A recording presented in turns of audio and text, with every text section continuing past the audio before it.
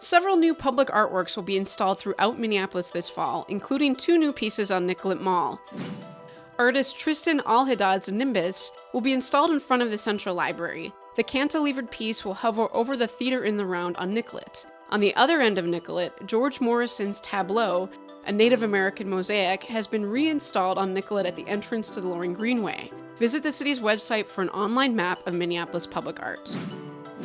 Residents have opportunities to provide feedback on Mayor Jacob Fry's recommended 2019 city budget at 2 public hearings November 28th and December 5th. Comments can also be made online. The proposed budget is roughly $1.6 billion. The City Council votes on adopting the budget on Wednesday, December 5th. Learn more at minneapolismn.gov/budget. The City Council has approved expanding an innovative strategy to preserve naturally occurring affordable housing in Minneapolis. Participants in the Minneapolis 4D Affordable Housing Incentive Program pledge to keep at least 20% of their building units affordable for 10 years. In exchange, property owners are eligible for a 40% reduction in property taxes. They are also eligible for grant funding from the city and free and low-cost energy assessments.